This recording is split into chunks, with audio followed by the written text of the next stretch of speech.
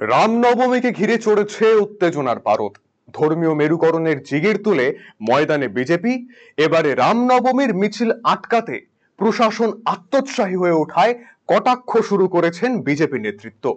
রায়গঞ্জের সাংসদ কার্তিক চন্দ্র পাল কি বলছেন?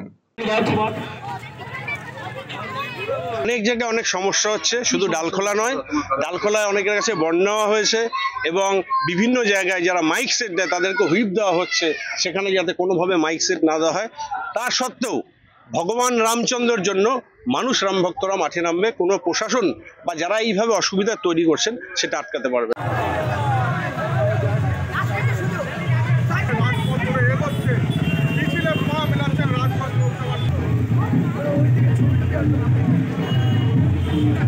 রায়গঞ্জের সাংসদ নিরাপত্তার নামে যখন প্রশাসনিক হেনস্থার কথা বলছেন, তখন উত্তর দিনাজপুর জেলা তৃণমূল কংগ্রেসের সহসভাপতি অরিন্দম সরকার কি বলছেন?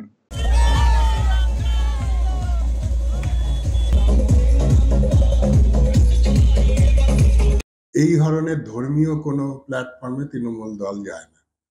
তৃণমূল দল মানুষের কাজের জন্য থাকে, মানুষের সেবায় তৃণমূল কংগ্রেস নিয়োজিত।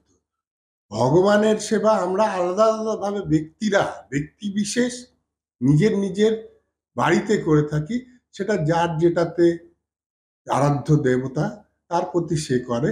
এরকম কোনো জরুরি নেই যে রামের আরাধনাই করতে হবে। এখানে কেউ শিবের আরাধনাও করে, কেউ কালীর আরাধনা করে, কেউ দুর্গার আরাধনাও করে। সেটা টিএমসির যে যেটা করে বা অন্য যে কোনো দলের যে যেটা করে সেটা তার মতো নিশ্চিতভাবে করবে।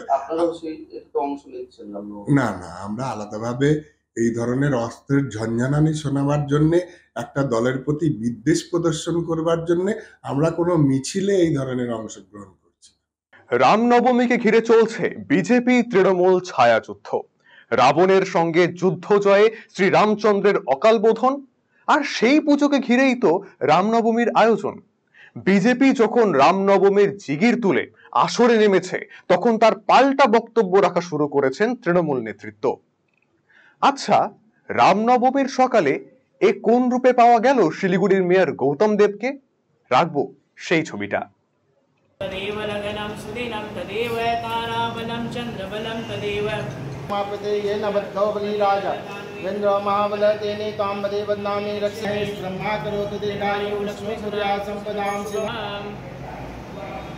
আসলে হিন্দু শাস্ত্রে তো এভাবেই পুজো পাঠ চলে তো নাকি? তা হঠাৎ রামনবমীর সকালে এমন রূপে কেন শিলিগুড়ির মেয়র? আসলে ছবি দেখে অনেকেই আবার বিতর্ক খুঁজে বেড়ান, তবে না, এখানে কোনো বিতর্ক নেই। একটু আগে শুনলেন না তৃণমূল নেতৃত্ব কি বললেন? তাদের দলের নেতৃত্ব বা ব্যক্তিগতভাবে যারা যে দেবতাকে আরাধ্য বলে মনে করেন সেই দেবতারই পুজো করে থাকেন। তা হোক না সে রামনবমীর দিন পুজো। তাই তো রবিবাসরীয় সকালে মানে রামনবমীর সকালে শিলিগুড়ির এক মন্দিরে পুজো দিলেন শিলিগুড়ির মেয়র গৌতম দেব। আসলে যিনি রাম তিনিই তো নারায়ণ, আর রামনবমী মানেই তো সেই দুর্গা পুজো। তা মর্তে যতই লড়াই চলুক না কেন, স্বর্গে তো সবাই এক। তাই তো জেনে এসেছেন এ ধরার মানুষেরা। তা এদিন পুজো দিয়ে কি বললেন মেয়র গৌতম দেব, তা তো শুনতেই হবে। শুনুন তাহলে।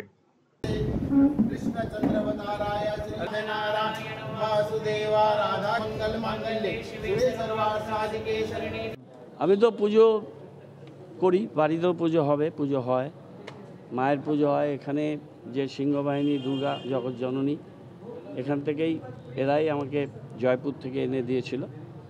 সেটা বাড়িতে পুজো করি আমি প্রত্যেক দিন। এবং দুর্গা পূজা আজকে এখানে একটা বিশেষ দিন, সেই দিনে আমি আমার মতো করে আমি এই মন্দিরে মাঝে মধ্যেই আসি, পুজো দিই। এখানে পুজো দিলাম, সবার মঙ্গল কামনা করলাম, সবাই ভালো থাকুক, শান্তিতে থাকুক, এই প্রার্থনা করলাম। এবং পুজো দিয়ে আজকে অন্য কাজে আমি তারপরে বেরোবো। আমি ফাস্টিংয়ে আছি, নিষ্ঠা ভরে পুজোটা দেব। এটা সবার পুজো। এখানে আমি যেমন শ্রীকৃষ্ণর পুজো করলাম, আমি মহাদেবের পুজো করলাম, জগৎজননী মা দুর্গার পুজো করলাম, তেমনি রামেরও পুজো করলাম। তা কি বুঝলেন? রামনবমীর দিন বিজেপি মহামিছিলের পাশাপাশি তৃণমূল নেতারাও কিন্তু ব্যস্ত পুজো পাঠে। দেবদেবীর আরাধনার মাধ্যমে যদি একদিন বিভেদ দূর হয় এ ধরার মনুষ্য জীবনে, কি বলেন আপনারা? সঙ্গে থাকুন, দেখতে থাকুন আরসিটিভি সংবাদ। আরসিটিভি সংবাদ, সত্যের খোঁজে, সজাগ, সতর্ক।